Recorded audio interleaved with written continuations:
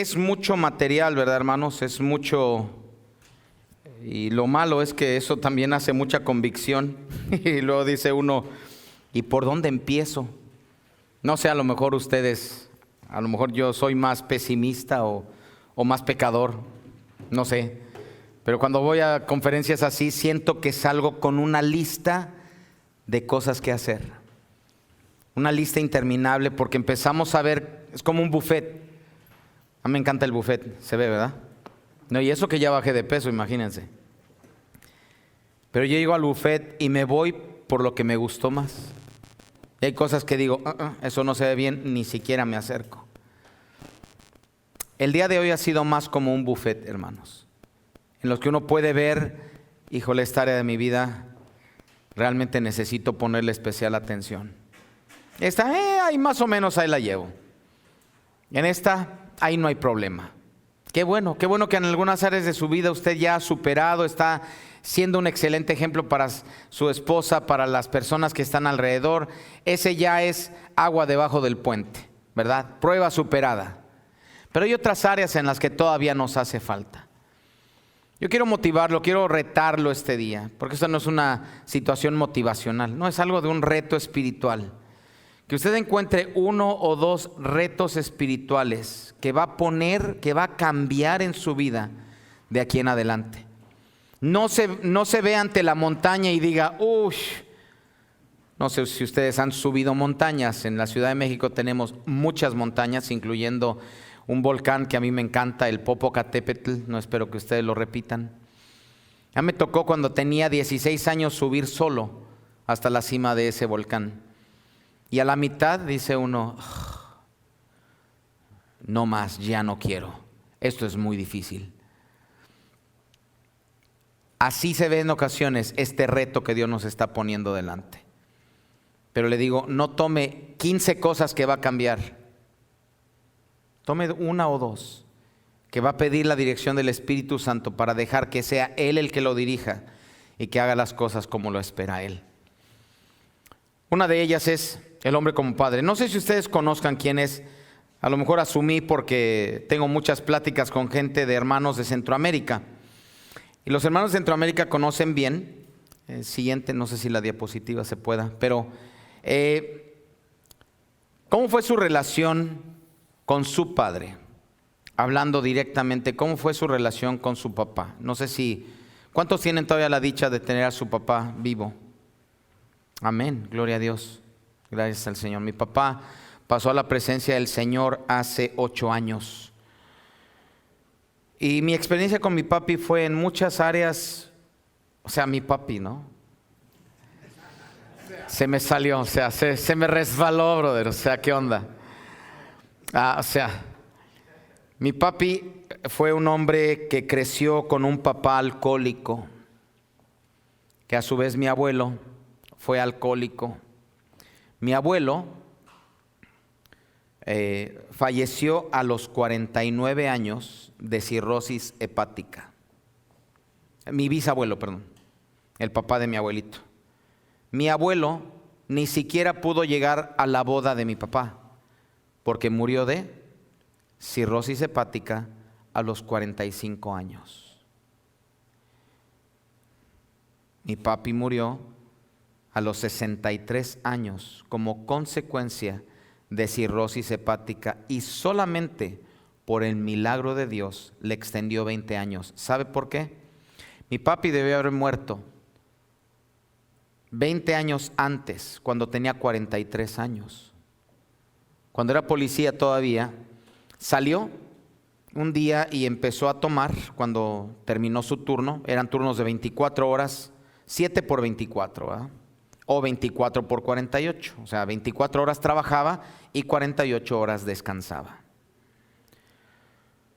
Pero esas 48 horas nosotros no lo veíamos. Trabajaba el día completo y luego se iba con sus amigos y no lo veíamos más que una vez a la semana. Eso desencadenó a mí un odio hacia el alcohol. Hermanos, yo no tomo, no por ser cristiano. Sé que hay muchos cristianos que su convicción es no tomar y una es pecado. Eso es entre usted y Dios. Pero para mí yo tenía un odio, hermanos, un odio al alcohol, porque el alcohol me arrebató a mi papá en 2 ocasiones. Una, cuando él era policía y estaba tomando. Pero él aceptó a Cristo y el Señor, a través de un año de luchas y batallas, él dejó su vicio del alcohol. Gloria sea al Señor. Pero fíjese que el alcohol crea en muchos organismos, no en todos, pero en muchos organismos, es como una reacción en cadena, como un tren. Un tren va a máxima velocidad y uno apaga la locomotora. ¿Qué pasa con ese vehículo? Con ese tren. Se sigue. ¿Por qué? Por la inercia, el peso, hace que siga en movimiento la locomotora, aun si va apagado. Eso puede pasar en el hígado. Aunque uno ya no deja de, ya no sigue tomando, en el caso de mi papá, le desencadenó la cirrosis hepática. Y gracias al Señor nos lo prestó por 20 años más. Pero mi relación con mi papá fue muy difícil y ahora esto no es terapia en grupo, ¿ok? No es como que tengo mi catarsis ahorita y estoy, ay, mi papá. No. Quiero explicarles cuál es la relación con mi papá, para que entendamos entonces cómo eso puede afectar mi relación con mis hijas, las 2 que el Señor nos ha dado. ¿Cuál fue la relación con su padre? ¿Cuál es la lección más importante que aprendió usted de su padre? Alguien que pueda ayudarnos, que pueda decirnos en voz alta, esta es la lección más importante que me enseñó mi papá.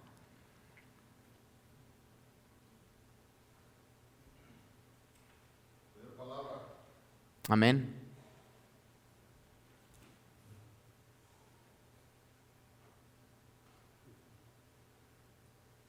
Voy a cambiar la pregunta. Proveer, amén. ¿Cuál fue? Perdón, la pregunta. Esfuerzo, amén. Gracias al Señor. Amén. Amar el trabajo, disciplina. A veces bíblica, a veces no tan bíblica, ¿verdad? Pero bien dice Hebreos 12, nuestros padres nos disciplinaban y los amamos. Esa es una lección muy hermosa de estorbarle a nuestros hijos y no ser como Elí, quien no le estorbó a sus hijos y por lo mismo fallecieron los 2 el mismo día, después de haber causado muchos malos errores y testimonio al pueblo de Israel. ¿Qué pasaría si le dijera, si cambiáramos la pregunta, cuál es la lección más grande que le enseñó su madre? No responda. Pero no es interesante que es más rápido para hombre y mujer pensar en las lecciones que nuestras mamás nos enseñaron, a las lecciones, muchas ocasiones, a las lecciones que nuestros papás, varón, nos enseñó. Es mi deseo que si esa es la experiencia que usted ha tenido o que tuvo cuando todavía estaba su papá en vida, que no desaproveche el tiempo.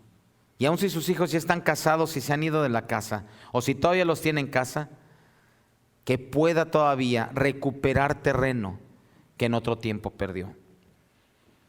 No todo está perdido, hermanos. No repitamos los errores de nuestros padres. La siguiente, no creo que esto vaya a funcionar aquí, pero Chespirito, ¿saben por qué se llamaba Chespirito Roberto Gómez Bolaños? Porque él quería ser el pequeño Shakespeare. Él quería ser el pequeño Shakespeare y por eso se puso Chespirito, y como era muy bajito, era el Chespirito. ¿Qué tienen en común Absalón y Chespirito? Y en este caso, la persona que tienen ustedes enfrente. Chespirito, que la mamá de él quedó embarazada cuando era muy joven. Tengo entendido que el hombre era casado y ella no sabía que el hombre era casado. Y lo que le dijo el hombre a ella fue: te doy el dinero para que abortes. Y ella se rehusó. Aunque tenía todo en contra, todo en su contra, ella se rehusó y dijo: no, Dios no me dio este niño para que yo lo mate. ¿Qué hubiera sucedido? Y a lo mejor quizás es un ejemplo muy X, dirían en México. muy insignificante. Pero Roberto llegó a ser quien fue, a pesar de la ausencia de su padre. Absalón, en la palabra del Señor, es el hijo favorito del rey David. Un hijo al que él le dio todo. Este hijo, cuando empieza a ver que su papá ya va en declive, quiere aprovecharse de la oportunidad. Y mientras las personas llegaban al reino, ¿quiénes se quedaban en la puerta de la ciudad? Eran los jueces. Y los jueces tenían la función de ver quién podía entrar a la ciudad y quién no. Los jueces también servían para eso, para realizar juicios civiles entre la población. Él me debe tanto, ella no me ha pagado, etcétera. Y esos jueces que estaban a la puerta ayudaban a resolver conflictos entre toda la población. Esto no solamente pasaba en Jerusalén, pasaba en todo el antiguo lejano oriente. ¿Ok? Entonces, Absalón se da cuenta que las personas que están sentadas en la puerta de la ciudad, junto con los jueces, pueden tener mucha influencia en la población. Y empieza la campaña, ¿no? Ahorita ya estamos en campaña, las elecciones están a 2 años y ya empiezan a aparecer Biden y todo. O sea, todavía ni siquiera termina 2 años de presidencia y ya están participando en la campaña. Bueno, Absalón empezó a participar en su propia campaña. Y por 2 años, no 1, 2 años, se queda en la puerta. Y cuando venían las personas decían, ¿cuál es tu problema?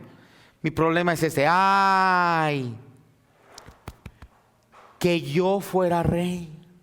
Tu problema ya hubiera sido solucionado. ¿Qué hace que un hombre vaya y empiece a tramar traición contra su propio padre? Dicen los comentaristas que uno de los problemas, y esto puede ser mera conjetura, pero algo que sí nos damos cuenta es que después de esos 2 años, va Absalón y le dice a sus amigos, le dice a los ancianos del pueblo, es momento de que yo me establezca como rey. ¿Y qué le dicen los ancianos a Absalón? No, todavía no. El tiempo de tu papá ya está cercano, deja que muera y entonces la gente naturalmente te va a elevar a esa posición. Él se impacienta y va con ¿quiénes? Con sus amigos, sus valedores, sus panas. Y dice, oye, ¿tú qué piensas? ¿Ya me debo establecer como rey? ¿Qué dice él? Sí, tú ya, este es el momento. Seize your moment. Carpe diem. Y le dicen, esto es ahora. Para esto fuiste creado, papá. Y los demás aplaudiéndole. Aparte, porque ellos no están pensando nada más en Absalón. Si son amigos del rey, seguramente van a cosechar los beneficios de tener al rey como su jefe, como su amigo, ¿verdad? Entonces le empiezan a aplaudir. No, este es el momento. ¿Y qué hace Absalón? Se levanta en contra de su padre y su padre tiene que huir.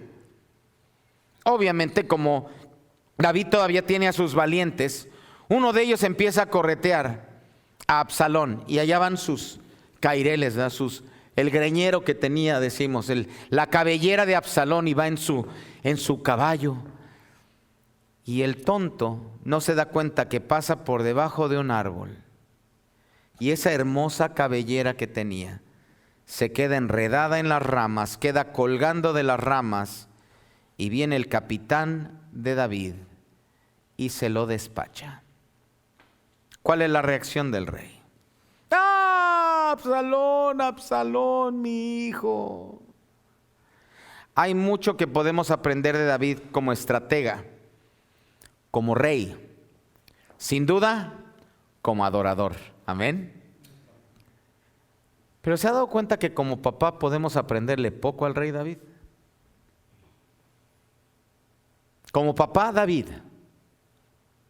si lo midiéramos de alguna manera por estándares, no lo pondríamos a dar una conferencia para padres. Y créame que yo paso aquí al frente con temor y temblor. No porque sea un padre ejemplar, sino porque tengo muchos malos ejemplos que compartir con ustedes. Estamos aquí al frente, estoy al frente, porque me he equivocado muchas veces con mis 2 hijas. Pero la promesa que hago al Señor es de tratar de ser un mejor padre cada día y no caer como David. David, yo creo que por andar ocupado en las guerras, por andar ocupado con sus esposas, por andar ocupado gobernando en el trabajo, en lo que era su terreno, creo que descuidó mucho a sus hijos. Y fue un papá ausente, como en el caso de Roberto Gómez Bolaños, en mi caso, el caso de Absalón y sus hermanos. Vemos las fallas paternas del rey a través de varios ejemplos de la palabra del Señor. Y aunque no tenemos tiempo para ver esos, la siguiente ocasión que usted vaya por 2 de Samuel, 1, 2 de Reyes, véalo, intente ver cómo las fallas de los padres las repitieron los hijos. Y en algunas ocasiones lo superaron. David tuvo muchas esposas, 7 se cuentan, 7, 9 en ocasiones. ¿Cuántas tuvo Salomón? Junto con concubinas, 1000. El pecado de un papá lo superó y con creces el hijo. Mis hermanos, es un llamado a nosotros también, para aquello que hemos dejado que entre en nuestro corazón y que arraigue. No tiene que ser algo como adulterio en el caso de estos 2. ¿Qué tal el enojo? ¿Habrá alguien aquí que tiene problema de enojo? Están viendo a uno. Cuando yo me frustro, ahora ya no grito, porque yo soy más civilizado. Ahora ya lo que hago, ahora disfrazo mi enojo, ¿verdad? Y mi enojo se disfraza por medio del silencio y la mirada retadora. Pero por dentro hay fuego. Mi esposa y mis hijas saben que estoy frustrado y estoy enojado. Pero como saben que ahora ya no grito y no aviento cosas, aunque en una ocasión solamente he aventado cosas, ellas saben que por dentro papi todavía tiene ese problema del enojo. No sé qué problema tenga usted y qué mal ejemplo le ha dado a sus hijos. Pero el día de hoy es un buen momento para poder meditar. ¿Qué tienen en común estas personas? Mucha gente ha carecido de una figura paterna, ¿verdad? Siguiente, por favor. ¿Qué tipo de padre es usted? Número 1, el papá ausente. El papá ausente, como su nombre lo dice, es aquel que está en casa pero nunca está. Que el niño viene y dice, papi, vamos a jugar. No. Y casi para todo es no. Papi, vamos a jugar. No. Vamos al cine. No. Vamos a ver una película. No. Está ahí pero no está. Está ahí, pero es como si no estuviera. Es más, hasta ahora ya los niños, como ya se acostumbraron a que todo es no, no, no, pasan encima de él. Y van con la mamá, pero eso sí, cuando se siente ofendido, sí, para eso estoy aquí, para pagar los biles. Está, pero no está. Está ausente. En el caso mío, mi papá estuvo ausente físicamente. Por mucho tiempo no lo vimos. Yo pensé que ya hasta se habían separado mis papás. Gracias a Dios, Dios restauró el matrimonio de mis papás y llegó a ser algo que yo admiré. Pero les digo una cosa, la ausencia física no es la única manera de descuidar a nuestros hijos. Podemos estar presentes en la casa, pero ausentes en espíritu, ausentes emocionalmente, ausentes de la vida activa de nuestros hijos. A mí me cuesta mucho trabajo ir a recibir los diplomas de 2º año de mi hija al final del año. Porque yo digo, no, invítenme cuando sea licenciada en algo, ¿verdad? Invítenme cuando sea un reconocimiento así grande, enorme. Pero si no está usted ahí en esos momentos, si no hace el sacrificio de pedir el día para invertir en sus hijos, ¿quién va a hacer? usted es el único papá, aparte de Dios, que sus hijos van a tener. Y debe estar presente. Y ese requiere un sacrificio de activamente decir, no, yo quiero quedarme y quiero tomarme esa siesta. No, yo quiero quedarme viendo este programa porque no me importa nada más ahorita y no quiero salir. Nuestra segunda hija nos llegó cuando ya los dos teníamos más de 40 años. Imagínense. Entonces tenemos una hija que tiene 9 años y es activa. Yo creo que tiene ADD, en serio. Es la clásica que está sentada en la silla, pero no está sentada en la silla.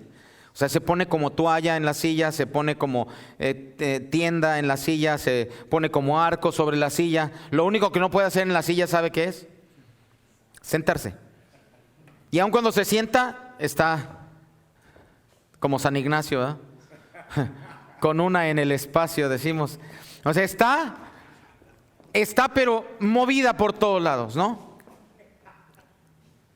Y la situación, hermanos, es, yo tengo casi 50 años.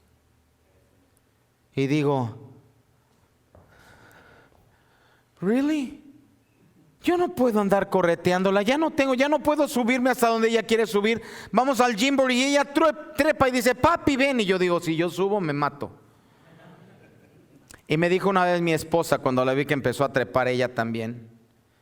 Y le digo, ¿a dónde vas? Dice, mi hija no tiene la culpa de tener una mamá viejita. Hermanos, eso me ha perforado el corazón en muchas ocasiones.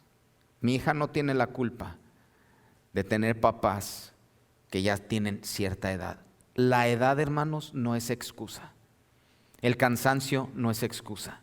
El trabajo no es excusa. Es la única ocasión que vamos a tener a nuestros hijos pequeños. ¿Se da cuenta? Nunca va a volver, mi hija nunca va a volver a tener 9 años y estar interesada en Barbies. Nunca va a volver a hacer eso, es solamente una etapa. Nunca le va a volver a gustar otra vez las serpientes y escaleras. Y si yo le digo no, estoy perdiendo una oportunidad de oro. Yo te entiendo, hermano, yo te entiendo, varón. Yo también quiero nada más sentarme y aplastarme enfrente de la televisión e ignorar el mundo. Pero no podemos ignorar a nuestros hijos. Dios nos los dio como los discípulos para invertir en ellos y transformarlos para la honra y la gloria del Señor. No desperdiciemos el tiempo. No tienen la culpa de tener el papá que tienen, sino tenemos que step up to the game, y'all. Necesitamos poner manos a la obra. Papá distante. Papá distante está, pero emocionalmente está muy lejos. Quizá porque fue herido cuando era joven, muy niño. A lo mejor él mismo pasó por traumas cuando era niño. Y eso hace que emocionalmente no pueda conectarse con sus hijos. El papá demandante. Si el ausente nunca viene, el papá demandante está muy presente. Tengo un amigo, no voy a decir dónde vive porque a lo mejor alguien por aquí lo conoce, pero bueno, él tiene 5 hijos. Él está en todo. Estamos platicando él y yo tomando café. Sus hijos están allá afuera en el parque o en su jardín. Y él sale como 15 veces. Y cada rato es, no toques, no hagas, no. Llegamos, saluda, no saludaste, no diste beso. O sea, es un papá asfixiante. ¿Sabe qué va a pasar con esos niños? Con ese papá asfixiante, esos jovencitos. Se van a ir con el primer pelagatos, con el primer tipejo que le diga ojos bonitos. Se va a ir porque se va a sentir completamente asfixiada esa niña dentro de un ambiente tan restringido. Ese papá es muy presente y es muy demandante. Y si tú no tienes, porque cuando yo era de tu edad, ay, ¿cuántos hemos dicho eso? Cuando yo era de tu edad, pues cuando eran de nuestra edad, nosotros si no trabajábamos no comíamos, hermanos. Entonces no puede ser la misma experiencia de ellos. Ellos comen aún si no hacen nada. El papá involucrado, pero sin visión. Hay papás que están ahí, pero solo están. Para estar y estar involucrado, para estar ahí y estar con una estrategia, vayamos a la siguiente, por favor. No sé cuál de estos papás es usted, pero yo espero que a través de esto sea retado para actuar como varón, siendo un papá involucrado y estratégicamente entender lo que nuestros hijos necesitan. Número 1, tienen que ver el cariño de papá hacia mamá. Si no lo ven a usted tomándolo de la mano, ahora, claro, muchos de mis 2 hijas, cuando de repente mi esposa y yo tenemos la costumbre, porque los abuelitos de Becky hacían eso, después de orar por los alimentos, decía, en el nombre de Jesús, amén. Se daban un beso. Toda la vida se daban un beso después de orar por los alimentos. Toda la vida. Entonces, Becky dice, y la mamá de Becky y mi suegro, que yo los amo con todo mi corazón, todavía están vivos, pero ya están muy avejentados recientemente. Pero mi suegro es alemán. Para las matemáticas es un genio, pero para el amor, no tanto. No sabe cómo comunicar ese amor. Dios lo bendijo siendo misionero por 47 años en México. Y Dios le permitió empezar 5 iglesias diferentes en México y en otros lugares. Pero la capacidad de responder emocionalmente a mi suegra es casi 0. Cuando mi esposa se acerca para darle un beso a su papá, esta es la reacción. Si esta Becky llega de este lado y le quiere dar un beso, esta es la reacción de mi suegro. Y Becky, siendo mi esposa, ella siempre dice lo que quiere. Ah, no, de mí no vas a huir. Y lo agarra de este hombro, lo agarra así, lo acerca y le planta el beso. Y él, sí, entiendo. Michelle, la mayor, ella es muy parecida a mi suegro.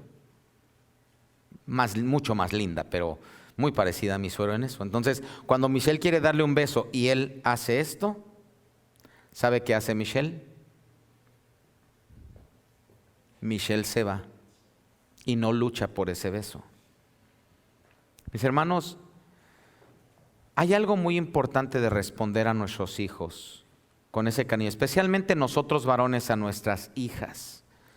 Tenemos la gran responsabilidad de modelar para ellas cómo se ve un caballero, cómo abre uno la puerta a su esposa. Ahora, esas son cosas de antes, Antonio. Para mí no. Yo sigo abriéndole la puerta a mi esposa y ahora ella sigue esperando que yo le abra la puerta. Y cuando no le abro la puerta hay problemas en la casa Muñoz.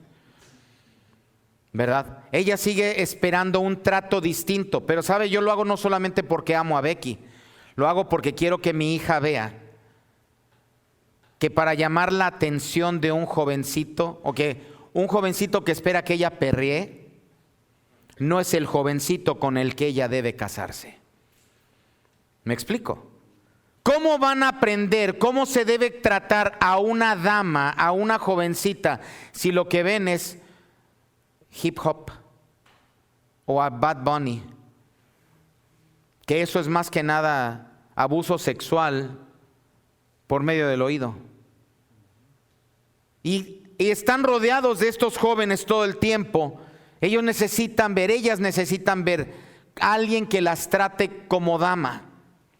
Una tradición muy hermosa que tenemos en nuestra iglesia, no sé si ustedes la tienen, pero es el Daddy Date.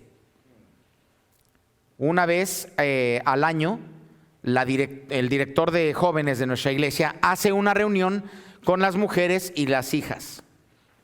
Y cuando termina esa reunión, el papá viene y se lleva a la hija y la lleva a algún restaurante para que sea una cita con papi, nada más. ¿Por qué? Pues ¿por qué no? Y es de los recuerdos más hermosos que yo tengo de haber llevado a mis hijas a esta cita con papi. Y al final, pues vamos a casa, ¿no? Y es algo hermoso. El cariño de papá hacia mamá, el carácter de papá, es algo que también necesitamos, la integridad. Que nos vean predicar, hermanos, vivir lo que predicamos. el ejemplo puede más que 1000 palabras. Y eso es algo que sí creo, hermanos. El ejemplo va a acarrear, va a transformar a nuestros hijos mucho más que las 20,000 palabras que nosotros queramos darles. Y también el corazón, tienen que ver el corazón de papá. ¿Qué es lo importante para papá? ¿Qué es lo importante para usted? Hijos y no. Y sabe, si usted se viste completamente de los Rangers de Texas y quiere llevar a su hijo, qué bueno que lo vean. Qué bueno que lo vean llevándolo al estadio. Bueno, el Fire aquí está, pues bueno, es el Fire, ¿no? El de fútbol. No, Dallas, malísimo. Es malísimo, bueno, sea como sea. Pero Cowboys, ¿no? Cowboys, ¿está mal que ellos vean que a ustedes les interesa cierto deporte? No, pero van a aprender mucho de cómo se maneja usted alrededor de los deportes. Eso no fue falta, árbitro, ciego, pero en la iglesia, ¿no? En el estadio transformados, y en la iglesia, aleluya, aleluya, ¿No sería bueno que sus hijos vieran cómo se modela un adorador? Alguien que ha entendido que ha sido perdonado por la sangre de Cristo, que ya sus pecados han sido perdonados y que a la hora de adorarle es el momento más importante para entregarme en adoración. Sus hijos necesitan ver eso. A un hombre que adora y no verlo como, uy, ¿qué va a pensar mi vecino? ¿No? ¿Qué va a pensar la vecina? No, ¿qué van a pensar sus hijos cuando lo vean a usted adorando al Señor con todo su corazón? Y no estoy diciendo manos levantadas si usted no tiene esa costumbre. Aunque la palabra de Dios habla mucho de la postura del adorador. Porque dice que cayó de rodillas ante el Señor, ¿cierto? Pero en otras ocasiones dice, y me postré delante del Señor. Frente al piso, diciendo, no soy nada delante de ti. Pero también dice, quiero que los hombres levanten manos limpias delante del Señor. Hay muchas maneras de modelar, o a lo mejor simplemente es manos abajo, cantando al Señor y llorando al saberse perdonado y amado por el Dios del universo. Tenemos mucho que enseñarle a nuestros hijos. No desperdicie esa oportunidad, que ellos vean el corazón de papá. Escuchar. ¿Qué necesita? El papá involucrado y estratégico necesita, más que solamente estar ahí al lado, necesita decirle te amo. Ahora, ¿por qué puse aquí la palabra I love you? Nuestros hijos están creciendo en Estados Unidos. ¿Cuál es el idioma de su corazón, hermano? ¿Sabe por qué estoy hablando español? Porque el idioma de su corazón y aún el idioma de Alex está llegando a ser español, el idioma de su corazón. ¿Por qué lo estamos hablando en español? Es our heart language, right? Es el idioma de nuestro corazón. Es como entendemos. Cuando usted se enoja, ¿cómo grita? Oh, I cannot believe it. No, usted no grita. Usted, oh, goodness gracious. No. Usted grita en su idioma, pero ¿cómo va a ser esto? Y no le faltan palabras porque el vocabulario cristiano cuando nos enojamos es muy limitado. Uno quiere decir palabras, pero no le salen porque el Espíritu Santo dice, no, esa no. Y si salen, arrepiéntase. Y más si salen enfrente de la familia, tiene que caer postrado completamente al Señor. Pero, ¿qué sucede, hermanos? Que nuestros hijos están aprendiendo, el idioma de su corazón no es español. El idioma del corazón de sus hijos es inglés. Y por lo tanto, usted se debe a sí mismo y le debe a sus hijos el aprender lo mejor que pueda, de acuerdo a su capacidad y de acuerdo a su tiempo, lo mejor que pueda el idioma inglés. Porque usted le puede decir te amo, pero lo que él o ella anhelan escuchar es, aunque sea con el acento que sea, decirle I love you. You are the most important thing in my life right now. I care for you. You are wonderful. Necesitamos ampliar nuestro vocabulario en inglés y decírselo realmente, aunque a lo mejor no lo sintamos así. Decírselo porque ellos necesitan escucharlo. Estoy orgulloso de ti. Como les decía, yo quiero estar orgulloso de mi hija cuando me entregue el diploma de THM, ¿no? de maestría en teología, como papi. Necesitamos decirles, aun cuando hagan algo pequeño que parece insignificante, tomarles del hombro y abrazarlos y decirles, I'm so proud of you. Estoy tan orgulloso de ti. No hay nadie que transforma oxígeno en dióxido de carbono mejor que tú. Porque a lo mejor no tienen muchas capacidades, ¿verdad? Pero bueno, o sea, no sé, encuentre algo que decirle a su hijo. Encuentre algo para decirle, tú eres muy bueno en esto, te admiro. Oye, qué bien pateas la pelota, qué bien lanzas el balón. Algo, qué bonita letra. Encuentre algo que valorar en sus hijos. Porque si lo que escucha más de ustedes son, o de nosotros, si lo que escuchan mis hijas más de mí son críticas, no hiciste esto, no hiciste esto, no hiciste esto. Ese es el padre demandante. Y ese es el padre que hace que sus hijos huyan de su presencia. Ese es el padre que hace que sus hijos digan, oh, ya llegó papá. Oh, daddy's here, man. ¿No?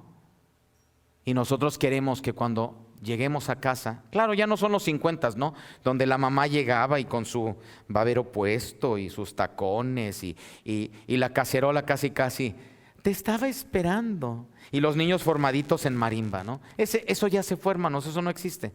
Nuestras esposas tienen que trabajar y repartimos la carga. Pero queremos vivir como en los 50, ¿no? Esperando que ella, aparte de ir a trabajar, haga todo lo demás en la casa. A veces es bueno repartir un poco el peso. Pero estoy orgulloso de ti, I'm proud of you. Eres muy bueno para, you're good at. I'm so proud of you, you're good at. Es algo que también necesitan escuchar de nosotros. El papá involucrado y estratégico sabe que nuestros hijos necesitan recibir palabras de afirmación, ya lo dije, como las que dije antes. Instrucción para la vida. No me pongo a mí únicamente como ejemplo, pero yo le hice esto a mi hija porque déjenme explicarle qué pasó con un amigo. Un amigo, su hijo le dijo, papi, ya no quiero ir a la escuela. It was 11th grade. Ya no voy a ir a la escuela, no me gusta la escuela, no voy a hacer nada con la escuela. 11th grade. Le faltaba todavía el 12avo, obviamente. Y el papá hizo, ven para acá. Ok, vamos, acompáñame por favor. ¿Dónde vamos? Tengo hambre. Y llegaron a McDonald's. Gloria a Dios por los que trabajan en McDonald's, es un trabajo muy digno. Si es para lo que Dios te ha creado, qué bueno que lo estás haciendo. Llega este hermano, se estaciona en McDonald's y le dice, quiero que entres. Dice, papi, pero a mí no me gusta McDonald's. No venimos a comer. Quiero que entres y agarres una solicitud de empleo. Y vamos a estar aquí, la llenas y luego entras a la entrevista de empleo. No, papá, pero me estás maldiciendo. Estás diciendo que esto es a todo lo que voy a llegar. Y le dice, efectivamente, porque si no terminas el high school, posiblemente esto es a lo único que tú aspires. Así que ándale, ve. Y pregunta cuánto, en ese tiempo estaban pagando $10 la hora. Y el chavito estaba pensando, el jovencito, con eso yo la voy a armar. Y luego lo llevó a que preguntara cuánto cuesta un departamento, rentar un departamento de una recámara. En Katy son $1,100 por un departamento de una recámara. Carro, el chavito quiere un Tesla. O sea, no quiere nada, solo quiere un Tesla. Ok, ¿cuánto va a ser de esto? Eres menor de 25 años, vas a pagar $450 solamente del seguro, la aseguranza. Y él empezó a hacer rápidamente. Tú necesitas trabajar alrededor de 68 horas en McDonald's para tener el estilo de vida que quieres, sin tener otros gastos. Cuando mi hija me dijo, papi, yo ya no quiero ir a la escuela. Ya sé cómo usar este ejemplo. Y la llevé, fuimos a Walmart primero, llegamos a McDonald's, misma situación. A mí no me gusta McDonald's, no venimos a comer, venimos a que... Hermanos, milagrosamente al siguiente día, tanto el hijo de este hermano como mi hija estaban en la escuela. Necesitamos ¿qué? Enseñarles de la vida. Que la vida es hermosa, pero la vida es fácil y la vida es cara. y tienen que aprender cómo se gana $1 en este país para que valoren entonces todo lo que les estamos dando. Necesitan la instrucción de la vida y necesitan no solamente recibir esto, sino recibir a Cristo como Salvador. Hermano, cada vez me sorprende más que los que menos le predican a sus hijos del evangelio son los papás masculinos. Se espera que sea la maestra de escuela dominical la que les predica que Cristo murió en su lugar por sus pecados. Me atrevo a decir que la mayoría de los varones latinos en Estados Unidos no sabemos cómo presentar el evangelio. Dios te ama, Juan 3:16, pero eres pecador, Romanos 3:23. La paga del pecado es muerte, Romanos 6:23. Pero la dádiva de Dios es vida, Romanos 6:23. Si crees en Cristo como tu único Salvador, tienes vida eterna, Romanos 10:9. Me sorprende que hay papás que no saben cómo presentar el evangelio, no a sus compañeros de trabajo, a sus propios hijos. ¿Saben lo poderoso que es que escuchen sus hijos de nuestras palabras, nuestros hijos? El evangelio claramente expresado para que ellos puedan recibir no solamente palabras de afirmación o instrucción para la vida, sino lo más importante, el mensaje más importante que su hijo debe escuchar, que su hija necesita escuchar, o su familia. ¿Sabe cuál es? El mensaje del evangelio. También sus hijos necesitan presenciar, experimentar junto con usted, tenerlo al lado y vivir esas experiencias. La compañía activa. Ver a papá involucrado en la iglesia. Gracias. ¿El que sigue? Ahí está. Palabras de afirmación, instrucción para la vida, Cristo como Salvador. Presenciar la compañía activa. Ver a papá involucrado en la iglesia. Papi, entiendo que muchos de nosotros estamos bastante ocupados durante la semana. Pero todos tenemos de ofrenda al Señor 2 o 3 horas de nuestro tiempo en la semana que podemos darle. Para que un evento como este se realice, se tuvieron que invertir muchas horas hombre. Otros hermanos trabajaron para que ustedes y nosotros recibamos ahora este beneficio de aprender de la palabra del Señor. Amén. Usted puede ser de bendición la siguiente conferencia que hagan. Si desde hoy se propone, Padre, no sé cómo me vas a usar, pero yo quiero apoyar el siguiente año y voy a ir con el pastor Marco y le voy a decir, pastor, para mí fue de bendición. Bueno, no le mienta, pero para mí fue de bendición haber venido. Y yo quiero de aquí a un año, me comprometo con usted para apoyar de alguna manera para que esto sea de bendición a más personas. Y cuando sus hijos lo ven a usted involucrado en la iglesia, ellos van a crecer acostumbrados a que esto es servicio, este es el dulos. Ese es uno de nuestros nombres, hermanos, somos siervos del Señor. Y siervo significa no nada más venir el domingo 1 hora y ya con eso checamos la casilla. Siervo significa mi tiempo es tuyo, Señor. Tú eres el dueño y espero que todo esto sea para tu honra y gloria. También tiempos especiales, cara a cara. Qué bueno que les enseñan. Una cosa sí recuerdo con mi papá y eso me dio gusto. Como en 3 ocasiones, él era muy buen futbolista, aparte de boxeador, muy buen futbolista. Y me acuerdo que compró un balón, nos compró a mi hermano y a mí unos tacos, le decimos nosotros tacos en México a los zapatos de fútbol, y nos llevó a un terregal que había allá, porque no era ni siquiera pasto, ¿no? Era pura piedra, pura tierra. Y yo recuerdo chutar balón con mi papá. En otra ocasión nos compró guantes de box a mi hermano y a mí, y nos dábamos unas buenas, ¿no? Pero lo que recuerdo es ver a mi papá en la esquina sonriendo de oreja a oreja. No recomiendo que se haga eso como un deporte, ¿verdad? El día de hoy, pero invierta tiempo en ellos, cara a cara. No tenga miedo, porque para eso el Señor se los ha dejado. Nos quedamos entonces de actuar como varones. Sesión 3. ¿Qué plan de acción? ¿Qué día vas a invitar a salir a cada uno de tus hijos? Puede ser solamente un helado, puede ser solamente, no sé, ir al cine. El problema del cine es que no estamos cara a cara. Y muchos papás es lo que queremos hacer, llevarlos al cine, porque así ni él habla ni yo. Y la idea de estar cara a cara es convivir. Va a llegar un día, ahorita que tienen menos de 10 años, quieren estar con usted. Llegan a los 13. Ay, papá, oh, daddy, come on, man. I'd rather go with my, right? Y ya no van a querer pasar tiempo con usted. Aprovéchelos ahorita que quieren pasar tiempo con usted. Se dice de aquel hombre que cuando tenía a su bebé, a su niño, a los 2 años, el niño decía, mi papá puede hacer todo. Mi papá es Superman.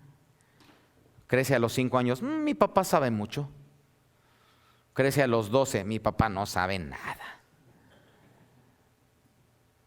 Pues hace los 18, ya no quiero ni siquiera volver a ver a este hombre, no quiero verlo jamás en mi vida, me harta, me frustra este viejo. Llega a los 25 años y dice el joven, ¿cuánta razón tenía mi papá? Qué sabio era. Aprovechemos el tiempo en el que todavía hay cierta admiración hacia nosotros, porque llegará el día en que no quieran escuchar nuestras palabras, el que no quieran vernos cara a cara. Y la palabra de Dios dice, instruye al niño en su camino, y aun cuando fuere viejo, no se apartará de él. Proverbios 22. Entonces es importante, instruyamos a nuestros hijos, utilicemos este tiempo que todavía Dios nos lo ha prestado, para que ellos puedan ser de honra y gloria al Señor.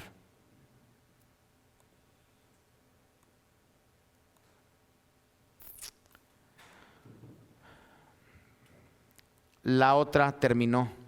Me quedo con una diapositiva para ustedes acerca de lo que vimos el día de hoy. Tiempo final de reflexión. ¿Hubo algo que se dijo hoy que le haya hecho meditar o pensar? Escriba porque esto no lo tienen en sus notas. ¿Hubo algo de lo que se dijo hoy que le ha hecho meditar, reflexionar, pensar? Anote una palabra ahí para que recuerde por medio de esa palabra cuando regrese a estas notas qué es lo que Dios le ha enseñado, para que por lo menos en una o dos cosas Dios transforme su vida, su corazón. ¿Se atrevería a anotarlo? Le puse ahí. ¿Se atrevería a anotar qué fue lo que Dios habló a su corazón durante estas 2 horas y media que estuvimos juntos o que estuvimos hablando? ¿Se atrevería a confesarlo a alguien o pedir ayuda para mejorar? Esto es algo muy incómodo para toda la gente, hermanos, para todos los hermanos. Pero dice la palabra de Dios, confesaos los pecados los unos a los otros. ¿Cierto? Santiago capítulo 5. Confesaos los pecados los unos a otros. Yo creo que la confesión de pecados no es como lo decía la Iglesia Católica. Yo creo que la confesión de pecados es para poder buscar el rendimiento de cuentas mutuo y que uno y otro podamos decir, necesito tu ayuda. Tengo 3 amigos que casi cada semana me llaman, 3 amigos, y me dicen, ¿cómo vas con tu problema del enojo? Y ya quiero decirles, ya no es problema. Tiene 2 años, ya déjenme en paz. ¿Ok? Pero quiero decirle una cosa, ha funcionado. Porque yo sé que la siguiente vez que me llaman y al final de la conversación me dicen, ¿cómo vas con tu problema? Ay, ya vas a empezar. Ya te enojaste, ¿eh? No vas bien. Y yo, ¡oh! El otro día le dije a uno de ellos, oye, y ahora aparte del enojo, poniendo que el problema de él es enojo. Y ahora aparte de tu problema del enojo, ¿qué otro problema tendrás? Pip, pip, pip, que me cuelga.